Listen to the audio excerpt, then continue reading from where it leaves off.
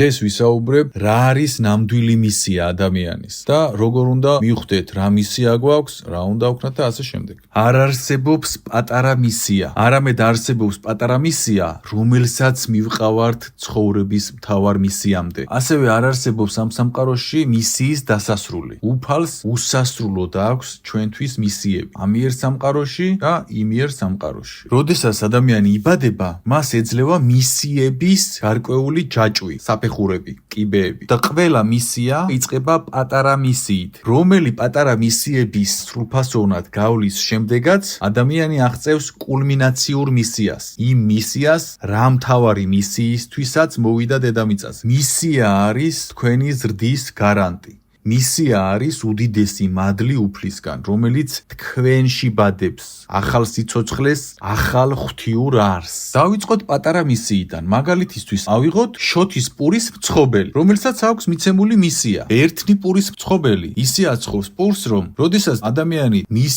შოთის პურს ყიდულობს და მიირთმევს, ეს ადამიანი განიცდის უდიდეს ბედნიერებას, რადგან პურის მცხობელი თავის პატარა მისიას ასრულებს შესანიშნავად. მეორე მცხობელი არ ასრულებს თავის მისიას კარგად და როდესაც მის პურს ყიდულობენ, ადამიანები თავს ვერ გრძნობენ ბედნიერად. ერთი ასრულებს თავის პატარა მისიას კარგად, მეორე არ ასრულებს. ის პურის მცხობელი, რომელიც თავის მისიას ცუდად ასრულებს, ის არ ასრულებს თავის პატარა მისიას, აქედან გამომდინარე მას არ ეძლევა ახალი მისია. რატომ არ ასრულებს ცუდი პურის მცხობელი თავის მისიას ისე, როგორც უნდა ასრულებდეს? იმიტომ, რომ გარეთ ყველა და ყველაფერი გეუბნებათ, რომ თქვენ თუ გარე სისტემური ბნელი მატრიცის მიერ ნათქვამ პოპულარულ მდგომარეობას არ შეესაბამებით, თქვენ ხართ არარაობა. და ეს სპეციალურად შერჩეული მექანიზმი ადამიანებს ხელს უშლის თავისი პატარა მისია ჩააბაროს 10-იანზე. რატომ იცით? შენ თუ პატარა მისია არ ჩააბარე 10-იანზე, შენ არ მოგეცემა შემდეგი მისია. და ყველაფერი ისეა გარეთ მოქცეული, რომ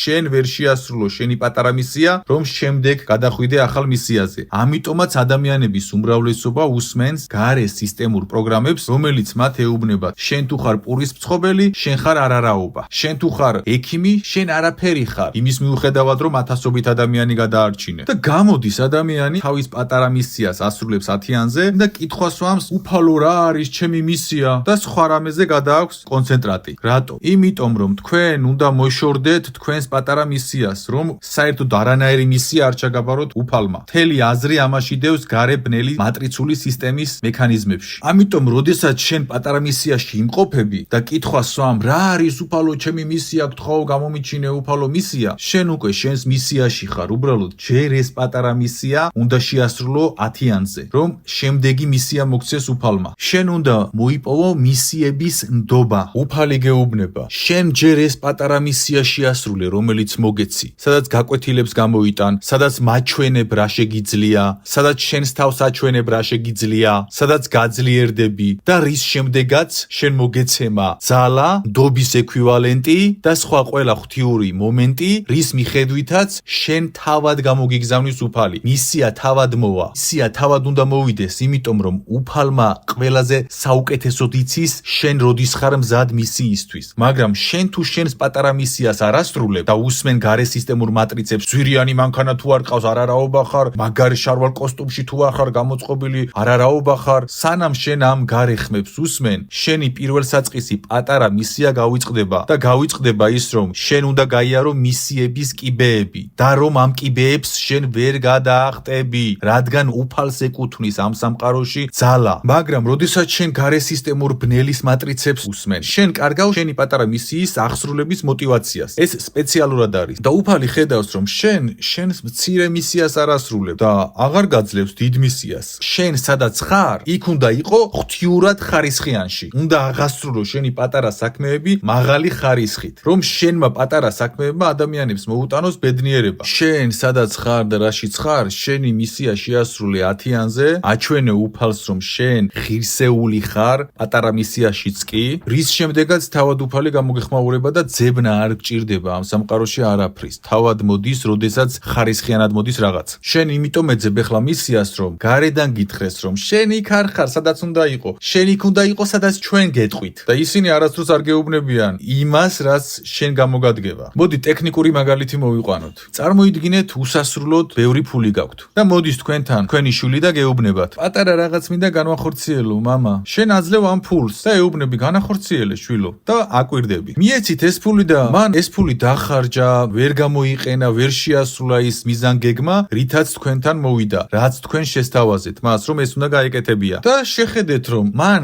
ძალიან პატარა პროექტიც კი ვერ განახორციელა. და შემდეგ წარმოიდგინეთ, მოდის ეს შვილი და გეუბნებათ: მამა, რა არის შვილო? 20,000-ჯერ მეტი მომეცი და გამომივა. მაგ დროს უფალი ხვდება, რომ შენ ეს პატარა საქმე ვერ გააკეთე და 20,000-ჯერ დიდ მისიას რანაირად შეასრულე. პატარა საქმეს თუ ვერ დაუდე გული, დიდ საქმეს შენი გული და სული ჭირდება. როგორ დაუდებ დიდ საქმეს გულსა და სულს? ამიტომ თქვენს პატარა მისიებში უნდა იპოვოთ თქვენი გულის და სულის დადების უნარი, ძალა. ხო და ნახეთ, ფინანსები არის სიცარიელე და ღვთიური ენერგიები არის ყველაფერი. და შენ რომ ეს ძალა მოგცეს დამსახურების გარეშე, მისიების ჩაბარების გარეშე, შენ ამ ძალას გამოიყენებ ბოროტად და ეხლა ამის საშუალებას შენ არავინ არ მოგცემს ამ სამყაროში. ამიტომ ამ სამყაროს აქვს თავისი იერარქიული პროცესუალური პროცესები, რომელიც ადამიანმა უნდა გაიაროს. ხოლო ის, რასაც გეუბნებიან, რომ ან ჩაკრებს გახსნი ტექნიკით, სულიერ გაღვიძებას მიაღწევ ტექნიკით, ვერაფერს ვერ მიაღწევ. საფეხურების გავლის გარეშე, რატომ იცით? ძალა იკუთვნის უფალს. უფლის მიერ არის შექმნილი მთლიანი სამყაროს სტრუქტურა, კანონები და კანონზომიერებები და ბნელი, რასაც გეუბნებათ სატანა რომ ეს ეკენი და გამოგივა, ეს არის ცრუ.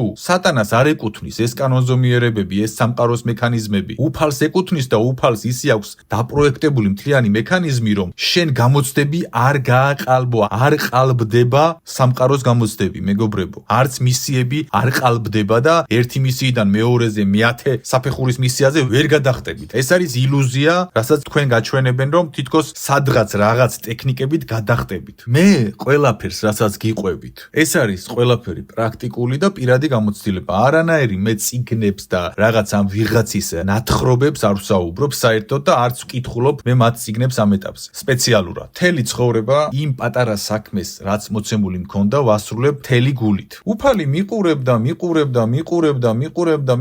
და მიხვდა, რომ მე ეს პატარა მისიები რომ შევასრულე. მე ვიმსახურებ ახალ მისიას. შემდეგ იქაც მიხვდა და მომცა ჩემი მთავარი ცხოვრების მისია. და ეს არის ჩემი მთავარი ცხოვრების მისია. მაგრამ მე რო ეს არ მექნა, სულ რო ტრილიონი მედიტაცია მეკეთებინა. მერწმუნეთ, რაც არ უნდა მეკეთებინა, აზრი არ ქონდა. თუ მე არ ვაჩვენებდი უფალს ჩემ პატარა მისიებში გულს და სულს. მე ამას მივხვდი გამოცდილებით. ამიტომ როცა მეკითხებით, როგორ მიაღწია ამ გაცნობიერებას, როგორ ქენიეს, ან როგორ ქენიეს, არაფერი განსაკუთრებული. თქვენგან მე არანაირად არ განსხვავდები საერთოდ. ესმით რა შეასაქმე?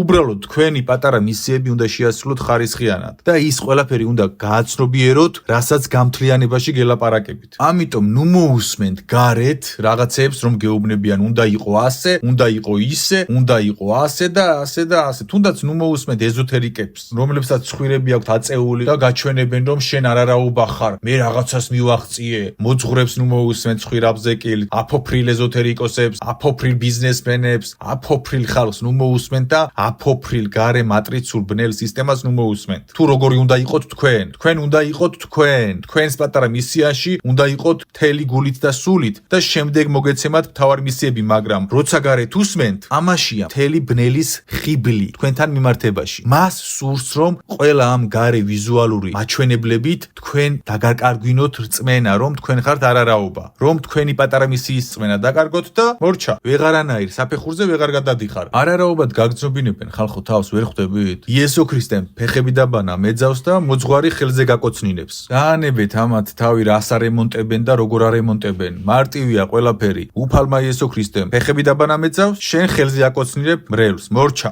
რაც გინდა არემონტე. არის რაღაცეები, რაც არ რემონტდება და პრიმიტიულად მარტივია. ხვდებით რას გეუბნებით? ყველა გაჩვენებთ კამუფლაჟს, მირაჟს. ყველა მიგანიშნებს და პირდაპირ გეუბნება, რომ არარაობა ხარ, თუ გარე სისტემური ბნელი მატრიცის რაღაც ვიზუალურ ეტიკეტს არ შეესაბამები. უფალს, მაღალ იერარქიას არ აინტერესებს შენ პურის მცხობელი ხარ თუ ვიღაც წარმატებული ბიზნესმენი ხარ თუ ვიღაც სოციალურად მილიონ ფოლოვერიანი ხარ. არ აინტერესებს საერთოდ უფალს ეს. უფალს აინტერესებს შენ რაში ხარ, რამდენად სუფთად ასრულებ შენს მისიას, რამდენად სიყვარულში ხარ და ეს ყველაფერი აინტერესებს. აინტერესებს უფალს და არა ის, რასაც თქვენ ხედავთ გარეთ. ციმციმს აქვს ამ სამყაროში მნიშვნელობა, ციმციმს. ყველანი ვციმციმებთ. ზოგი ვარსკვლავივით ციმციმებს, ზოგი ნათლად ციმციმებს, ზოგი ბნელში ციმციმებს. ზოგი პურის მცხობელია და ვარსკვლავივით ციმციმებს კაშკაშებს, ზოგი წარმატებული საზოგადოებრივი მოღვაწეა და ბნელი ენერგიით ციმციმებს. ამ სამყაროში დედამიწისეული ციმციმი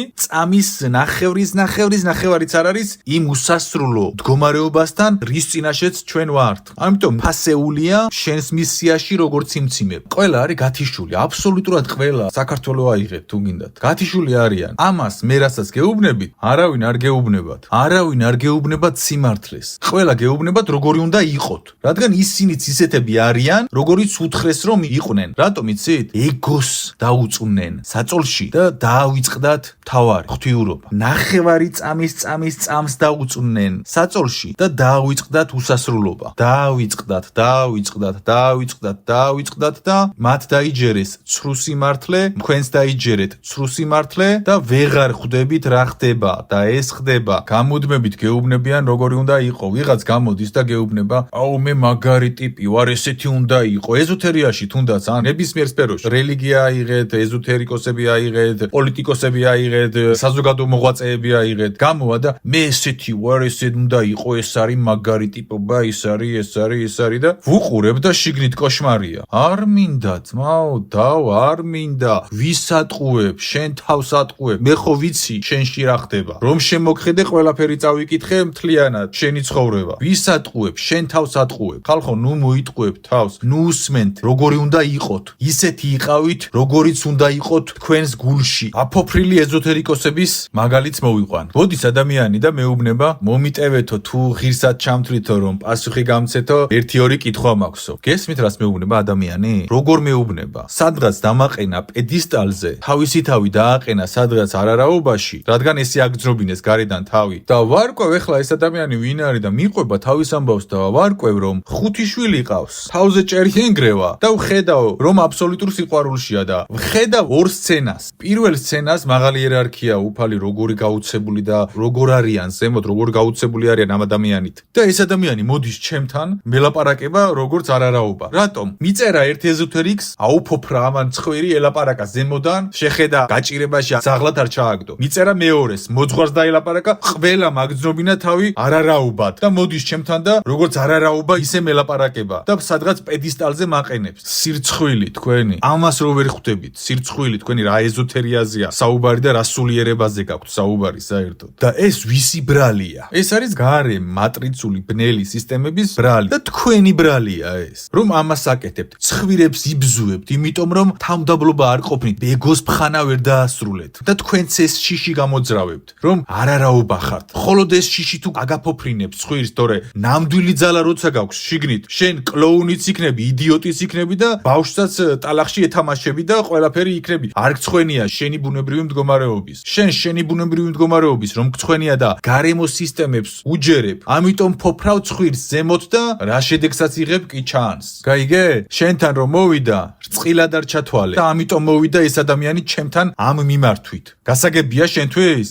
რისი ჭანჭიკის ნაწილი ხარ ხვდები? თქვენ უკვე ის კი არა რომ ამ გარე მატრიცული სისტემის პროგრამებს იღებთ თუ როგორი უნდა იყოთ, არა. თქვენ უკვე ვალდებულად თვლით თავს რომ ესეთი უნდა იყო. როგორიც ყველა ისეთი უნდა იყო. აქ საქმე გამორჩეულობაში კი არაა ხალხო. რომ როგორიც ყველა მე ისეთი არ უნდა ვიყო და განსხვავებული უნდა ვიყო და რაღაც განსხვავებულობაში კი არაა საქმე და რაღაც აი ამ ტრენდულ მიდგომაში არა. საქმე არის იმაში რომ ისინი რასაც თქვენ გთავაზობენ, ეს არის ხაფანგი, რომ ვერასოდეს ვერ გადახვიდე ახალ მისიაზე. თორე რაღაც სვეწკურ მოდურ სიტუაციაზე რომ იყოს საუბარი, ამაზე არც ვისაუბრებდით. საქმე არის ბევრად სერიოზულად. ისინი რასაც გეუბნებიან, თქვენ გწამლავთ ეს და განადგურებთ. ამაშია საქმე. ყველაფერს რომ თავი დავანებოთ. გავიგე რომ შოუ ბიზნესის წარმომადგენელი ასხივებს ისეთ დამოკიდებულებას, რომ თავს არარაობად გძნობ. პოლიტიკოსი ესეთ ენერგიას ასხივებს. ვიღაც საზოგადო მოღვაწეები ესეთ ენერგიას ასხივებენ. ის ესეთ ენერგიას ასხივებს, მაგრამ შენ როგორც სულიერი მოღვაწე, ან ეზოთერიკოსი სულიერი, ამ ენერგიას რანაირად ასხივებ, რომ შენთან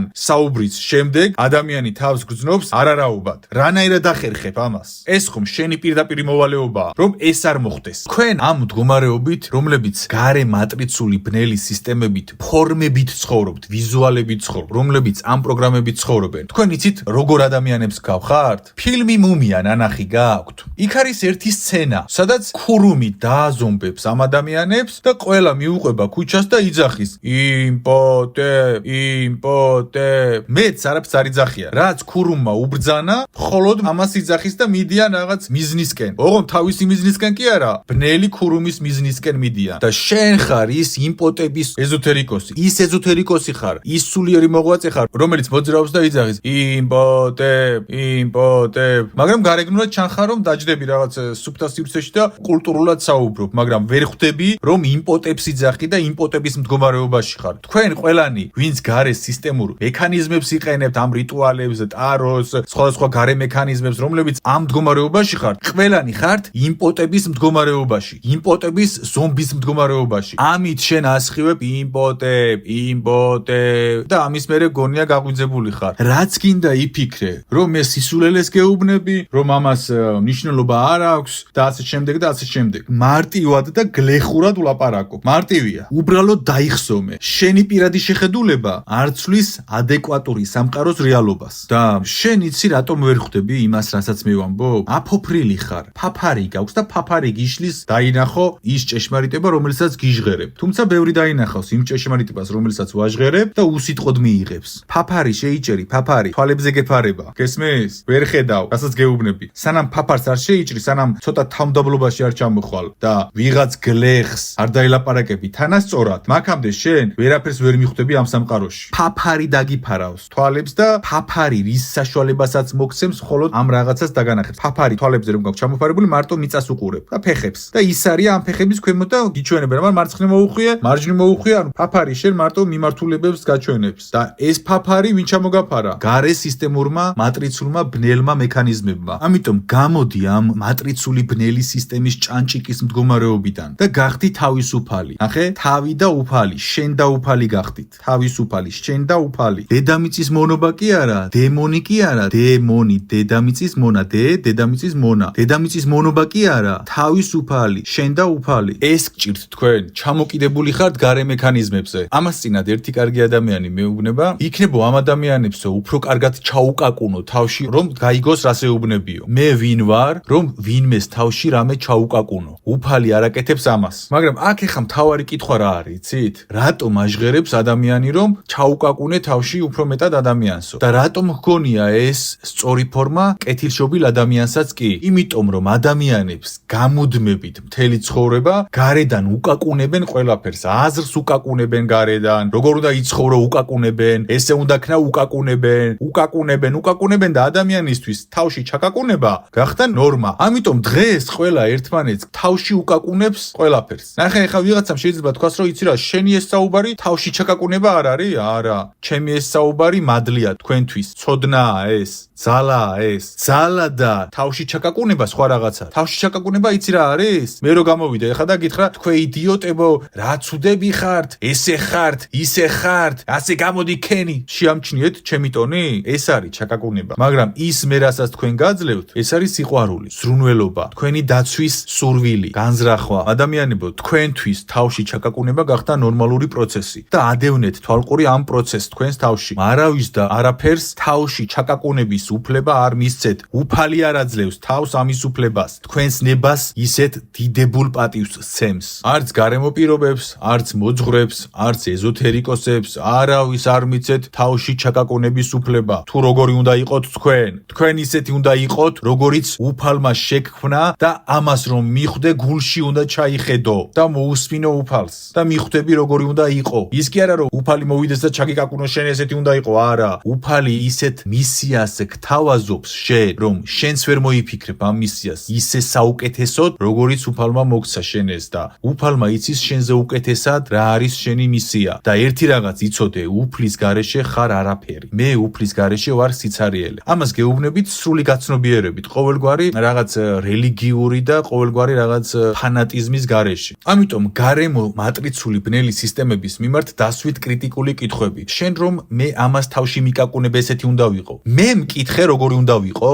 რატომ მიკაკუნებ მე ესეთი უნდა ვიყო? ვინ მეუბნება ამას ესეთი უნდა ვიყო? მე ამას უნდა მეუბნებოდეს ჩემი გული და ჩემი გულიდან უნდა მოდიოდეს უფლის სხვა და შენ შენ ვინ ხარ? მე რომ მეუბნები, ესეთი უნდა ვიყო, ესე უნდა ვქნა, ესე თუ არ ვიქნები, ან გოიმი ვარ, ან უვიცი ვარ, ან ესეთი ვარ, ან ისეთი ვარ, ან რაღაც დიპლომი თუ არ მაქვს, ესეთი, ან ამას წინათ ეხა სერტიფიცირებული ეზოთერიკი.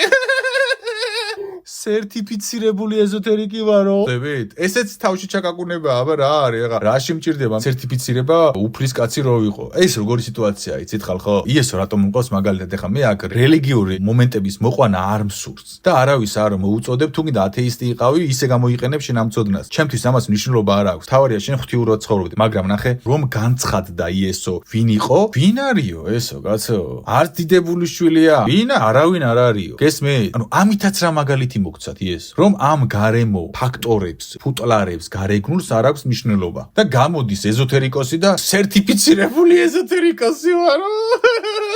სერტიფიცირებული თუ ხარ დღეიდან შენს მოსმენაში გავათევ დღედაღამეს. სულ რო თრეში ილაპარაკო და სულ რო სიმახინჯე, შენ თუ სერტიფიცირება გაქვს მიღებული, მე ამას როგორ არ უნდა მოусმინო და როგორ არ უნდა ვიყურო და გისმინო, სერტიფიცირებული თუ ხარ. გთხოვ მაჩვენე ხოლმე შენი დიპლომი, რომ დავტყმი ამ სერტიფიცირებული დიპლომით. და ღმერთო შენ დაგვიფარე. ყველგან გვიკაკუნებენ ჩვენ სტატუსებით და ამ ცრუ გარემო პირობებით. სიყვარულშიც კი სრულად გეუბნებიან როგორი უნდა იყო. მაგრამ რატომღაც არაფერი არ მუშაობს იმას, რასაც გეუბნებიან რომ ესეთი უნდა იყო და ყველაფერი კარგად გექნება. გაახედეთ სტატისტიკას. რა ხდება ურთიერთობებში, ცოლქმრულში და სხვა დანარჩენში. მოძღვრები იქნება თუ ყველა ვინც გეუბნება როგორ უნდა იყო, არაფერი არ მუშაობს ფაქტით. მე რომ ვამბობ კი არა, ფაქტით, სტატისტიკით. და ეს ჩაკაკუნებები ხალხო თქვენ გღუპავთ. მაგალითად, ერთი ჩაკაკუნება ავიღოთ ურთიერთობებში. ქალვაჟური სიყვარული 3 წელი ცხოვრობს. ჩაგიკაკუნეს ეს ფსიქოლოგებმა თავში. ფსიქოლოგებს ვიღაცეებმა ჩაუკაკუნეს, რომელიც მასონებმა დააფინანსეს რაღაც ფსიქოლოგიური ტესტი ვითომ, მერე გადმოსცეს ეს სრუკლებები ფსიქოლოგებს და ფსიქოლოგები თუთიყუშებივით იმეორებენ ქალვაჟური სიყვარული თურმე კვლევების შედეგად 3 წელი ცხოვრობს. ჩაგიკაკუნეს ეს აზრი თავში. წარმოდგენა მაინც თუ გაქვთ, რამდენი ოჯახი დაინგრა მხოლოდ ამ წმენის მიღების გამო. ნახეთ, რწმენის მიღების გამო. გადის 3 წელი და ადამიანი ფიქრობს, 3 წელს ვუახლოვდები, ეხლა წავიდა ჩემი საქმე. შენ მე რატომ მიწყვიტავ ქალვაჟური სიყვარული 3 წელი ცხოვრობს თუ 10,000 წელი? შენ მე ეს კი არ უნდა მითხრა, რა რამდენი ხანი ცხოვრობს, არამედ შენ მე უნდა მითხრა, რამდენი ხანი შენ შეგიძლია აცხოვროს სიყვარული შენში. ამას არავინ არ გეუბნება. გეუბნებიან ამდენი ხანი, აჰა, ჯანდაბას მოგიგდებ, 3 წელი მოგცემ ქალვაჟური სიყვარულის უფლებას. ვიღაც ზის ქვემოთ და გეღადავებად და ვერ ხედავთ. მარტივად გეტყვით, ეხა საიდან წამოვიდა ეს? ეხა მე ყველაფერს ვკითხულობ, საერთოდ ამ სამყაროში ნებისმიერ ინფორმაციებს ვკითხულობ. სადღაც განსხევლებული დემონი ზის და დაფიქრდა. რაღაც ნამეტნავად დიდხანს უგრძელდებათ ქალვაჟური სიყვარული ამ ადამიანებს და მოდი ხوار შევუმოკლო ეს დრო. გამოყო რამდენიმე მილიონი, შეკვეთა მიცა თავის ბნელ ფსიქოლოგებს, კვლევარებს. ეხლა თქვენ კვლევა ჩაატარეთ, ყველაფერი როგორც საჭიროა გარეგნულად და მოდი ვთქვათ, რომ ქალვაჟური სიყვარული დიდხანს კი არ ცხოვრობს, არამედ 6 წელი ცხოვრობს. და მეორე შავი მაგი ეუბნება, 6 წელი ნამეტანი ბევრიაო, ძმაო. 3-ზე ჩამოიყვანეო. 1-ზე ხوار ჩამოვიყვანო? არა, ძმაო. 1 ნამეტანი ბევრიაო. არ დაგიჯერებინო, 3-ზე დასვიოთ. ანუ 3-ო საკრალური რიცხვიაო, ღმერთის წამთო და მოდი დავცინოთ ამაშიცო და ღმერთშიც დავცინოთო. 3 სამება რაღაცა დავარწმუნოთ ჩვენი ყვილიო და მოდი 3 წელი იყოსო და გამოიტანენ მერე ამ კვლევებს, მოგიფენენ შენ, მერე შენ ამას თუთიყუშივით გიმეორებენ თუთიყუში ფსიქოლოგები და მერე შენს თუთიყუშივით ამას იმეორებ რწმენაში მოგაქვს და მერე შედეგს დებ. ვიღაც რომ მოდის და გეუბნება ქალვაჟური სიყვარული 3 წელი ცხოვრობსო. ოჰო, იმპოტებ. ესე კი არ უნდა უპასუხო. არამედ უნდა უთხრა, ვინ ხარ შენ, რომ მიწყვიტავ რამდენი წელი უნდა იცხოვროს ქალვაჟურმა სიყვარულმა ჩემში, როცა ამას უფალი არ აკეთებს. ვინ ხარ შენ? აი ეს კითხვა უნდა დაუსვა. ან საკუთარ თავში უნდა დასვა ეს კითხვა. ჩემზეა ეს დამოკიდებული და ჩემს პარტნიორზე რამდენი წელი იცხოვრებს სიყვარული და არა ის რომ შენ მიწყვიტავ ამას. მე ვწყვიტავ ამას ჩემი ნებიდან გამომდინარე და არა შენ. თქვენი პირადი ნება უნდა დააყენოთ პირველ ადგილზე და თქვენი პირადი ნება უნდა იყოს უფლის ნება, რადგან უფლის ნება არის თქვენთვის საუკეთესო პირადი ნება. შენ გარემო სისტემებს უნდა უპასუხო, მე ბედნიერი ვიქნები იქ, სადაც მე გადავწყვეტ. არა იქ, სადაც შენ წყვეტ ჩემს ბედნიერებას. შენ არ იცი ჩემი ამგვარი ბედნიერება რა არის. შესაბამისად, შენ მიერ შემოთავაზებული ბედნიერება არის საწყისშივე ცრუ, მაგრამ ისედაც ვიცი რომ ცრუა. თქვი რომ ქალვაჟური სიყვარული ცხოვრობს უსასრულოდ და ისეთ ციპოვი, რომელიც შენაერად ფიქრობს და იქნებით ქალვაჟურ სიყვარულში უსასრულოდ. და შენ თუ ხვდები ისეთ ადამიანს, რომელსაც რწმენაში აქვს, რომ სიყვარული 3 წელი ცხოვრობს, მიდი ეხლა და იმ 3 წელს გადააბიჯე. რწმენა ისეთი რაღაც არის, აღსრულების მაღალი ძალა აქვს რწმენას. ესე გიმოკლებენ სიყვარულის შეგრძნებას, სიცოცხლის შეგრძნებას, საკუთარი თავის შეგრძნებას და ყველაფერს გიმოკლებენ და გიყენებენ ისე, როგორც თავად სურთ და რაც გაუვათ თქვენთან. ამიტომ დღეიდან ჩართეთ ცნობიერი. და ეხლა რას ემსახურება ეს? იმიტომ რომ შენ ეხლა ბედნიერი რომ იყო მთელი ცხოვრება სიყვარულში, შენ აღარ იქნები სისტემის მომსახურე პერსონალი. აღარ დაიწყებ ამდენ სირბილს, ფულებზე, იმაზე, ამაზე. ხალხს იცით რა სჭირს? ვაიმეო, რაღაც იმხელა ტვირთი ავიღე, ჩემს თავზეო, გამტეხალ ამიშვაზეო და ვეუბნები, რატო აიღე ეს? რა ვიცი, გვერდით რო შევხედე, მასაც ეს რო ქონდა, მეც მომინდაო. და უბედურია, რადგან იმხელა ტვირთი აიღო თავის თავზე, რომელსაც ვერ წევს. და რატო აიღო ეს ტვირთი? რადგან დაავიწყდა რა არის მთავარი ბედნიერება და გარემოს უყურებს. წარმატება ვიცი რა არის და წარმატებას მნიშვნელობა აქვს, მაგრამ ყველაფერი მნიშვნელობას კარგავს, როცა ერთი პრობლემა გექმნება, ჯანმრთელობის პრობლემა. და საერთოდ ყველაფერი მნიშვნელობას კარგავს, როდესაც ადამიანი გარდაიცვლება 200-300 წლის შემდეგ და მხოლოდ ერთს აქვს მნიშვნელობა. ამიტომ გააცნობიერეთ რა არის მთავარი მნიშვნელობა და ამ ყველაფრის საწყისი მნიშვნელობა არის თქვენი მისია. ამ მისიის პირწმინდა შესრულება. მისია არის უპირველესი, ოჯახთან ერთად. მისიაზე თავარი არაფერი არ არის. ამ სამყაროში დედამიწაზე როცა ხარ, რადგან მისიას თუ ვერ შეასრულებ, ყველაფერი დასრულებულია შენთვის პირადად. ამიტომ შეცვალეთ თქვენი ცნობიერი. დაივიწყეთ თქვენი ძველი პროგრამები. შეცვალეთ თქვენი ცნობიერი. ამ ყველაფრიდან გამომდინარე, რასაც თქვენ აკეთებთ, თქვენ ყველას გაქვთ ჩაკაკუნების შეპყრობილობა. იმპოტებით ხართ, შეპყრობილები, იმპოტებით. უბრალოდ ეს არიცით. თქვენ როგორ ფიქრობთ, იმ სცენაში იმპოტებ რომ მოძრაობენ. ისინი ხვდებიან, რომ იმპოტებს იძახიან, ან რამეს ხვდებიან? ვერაფერს ვერ ხვდებიან. ამაშია მთელი ამბავი. როგორც შენ შეიძლება ვერ ხვდებოდე ჩემს ამ საუბარს და იდიოტობად გეჩვენებოდეს, ისე ვერ ხვდება ის იმპოტები, როდესაც მოძრაობს და გონია ეს არის. მას თავი იმპოტები გონია. გაიგე? შენს თავი იმპოტები გონია და სხვა აზრს არ უშვებ. ამიტომ გახსენი გონება, გააჩერე იმპოტების სახილი და სხვა რამე დაიწყე, სხვა რამის ფიქრი დაიწყე და მიხვდები რომ იმპოტების მდგომარეობაში ხარ. და ეს გამოგაფხიზლებს და გამოეყოფი იმ დაზომბებულ და გათიშულ მასას, რომელიც ერთი მიმართულებით მოძრაობს და ამ გზის მიმართულების ბოლოში არის დიდი ხრამი. ეს იმპოტების ძახები ხალხი მოძრაობს ერთი მიმართულებით და ამ მიმართულების ბოლოში არის ხრამი, სადაც ყოველგვარი ემოციის და განცდის გარეშე ვარდება ამ იმპოტების ძახილით ადამიანი და სანამ ქვემოთ დაენარცხება, გზაშიც იმპოტებს იძახის. ამ მდგომარეობაში ხარ. აქედან უნდა განთავისუფლდე და აქედან რომ განთავისუფლდე, უნდა გაემიჯნო ყველა გარეგნულ ამ მდგომარეობას და გულში ჩაიხედო. მხოლოდ ესე შეძლებ გამოფხიზლდე იმპოტების მდგომარეობიდან. ამიტომ ეს ინფორმაცია შენ დღეს რაც მოისმინე, ეს ინფორმაცია არის იმპოტების ეგზორციზმი. მე დღეს თქვენ ჩაგიტარეთ იმპოტების ეგზორციზმი. ვისაც ამის გონი ეყო და ჭკუა იხმარა და მიხვდა რას ვეუბნებ და ამ ყველაფერს ზურგს უმაგრებს ერთი მთავარი საფუძველი. კითხვებს არ სვამთ. კითხვებს არ სვამთ. პირდაპირ ჭამთ კითხვების დასმის გარეშე. ეზოთერიაშიც, საზოგადოებაშიც, ყველგან. არ სვამთ კითხვებს მე რა მინდა. თქვენ სვამთ კითხვებს რა მოეწონება ხალხს, რომ მე მომეწონოს, რადგან მათი მოწონება მე გამაბედნიერებს, მაგრამ შედეგი არის სავალალო. შედეგი ყოველთვის არის ცრემლსადენი. გარეგნულად ჩანს ლამაზად ადამიანები, მაგრამ კადრის მიღმა ყველას ცრემლი მოსდის.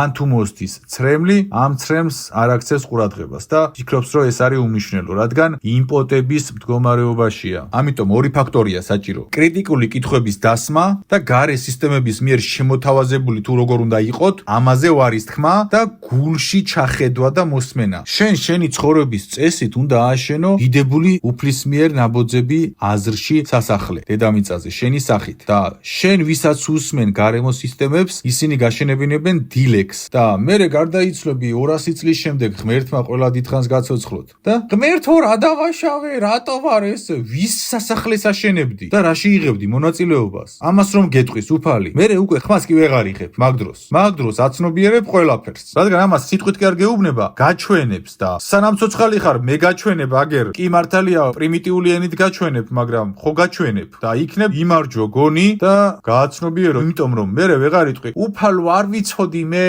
უკვე იცი. როგორც კი ეს მოისმინე, უკვე იცი. ერთმა კარგმა ადამიანმა მითხრა, რომ კარგი იქნებოდაო, რომ კარგი ადამიანის მაგალითები ავიღოთ. ამაშია საქმე, ხალხო. ჩვენ უნდა ვიყოთ კარგი ადამიანების მაგალითი და არა გარემო სისტემების მიერ შექმნილი არაჯანსაღი ადამიანების მაგალითი. შემდეგ ჩვენ უნდა გავხდეთ კარგი ადამიანები და შემდეგ ჩვენ უნდა ვიყოთ სხვა ადამიანისთვის კარგი ადამიანის მაგალითი. და დღეს ადამიანების უმრავლესობა ცუდი ადამიანების მაგალითები არიან და ერთმანეთის ცუდის მაგალითები არიან. ცუდი ადამიანის მაგალითი გგონიათ კარგი მაგალითი, კარგი ადამიანის მაგალითი გგონიათ არაფერი და რა ადამიანის მაგალითითაც ცხოვრობ, ის ნამდვილი შედეგი გედება ცხოვრებაში. არა ის, რაც გითხრეს რომ დაგედება შედეგი, არა, არამედ რაც ნამდვილად გედება შედეგი ის. ნახე, ცუდმა ადამიანებმა გითხრეს როგორი უნდა იყო, შენ ამ ცუდი ადამიანის მაგალითი გახდი, მიიღე ცუდი შედეგი და მერე გამოდიხარ და იძახი, ღმერთო რა დაგიშავე, მერე გახსენდება ღმერთი. და მაქამდე იესო არ გახსენდება, რომ იესოს მაგალითი იყო. ამიტომ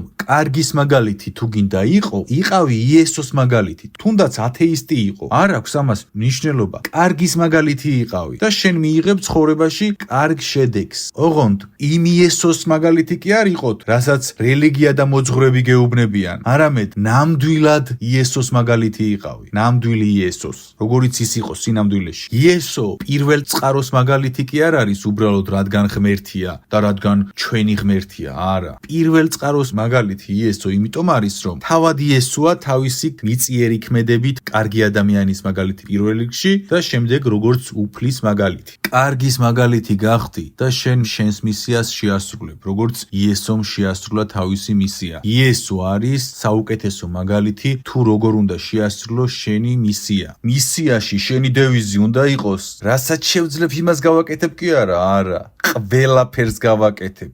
ეს უნდა იყოს შენი დევიზი მისიაში და დაიმახსოვრე, შენ უფალია არასდროს არ მოგცემს ისეთ მისიას, რომელსაც ვერ გაართმევ თავს. ჩვენ ვერ ვართმევთ რწმენაში თავს მისიას, თორემ ჩვენ ყველას შეგვიძლია ჩვენ მისიას გავართვათ თავი. ამიტომ ნებისმიერს შეგიძლიათ გაართვათ თქვენს მისიას თავი. ამიტომ დავლოცავთ თქვენს ღვთიურ მისიებს და უფალმა მოგცეთ ძალა შეასრულოთ თქვენი ღვთიური მისია, ჩააბაროთ ის გამოცდები, რისთვისაც აქ მოხვედით და იყავით ცნობიერში, იყავით უფალთან და ყველა მისიას ჩააბარებთ და დალოცვილი გიაროთ თქვენს მისიებში. ამინ.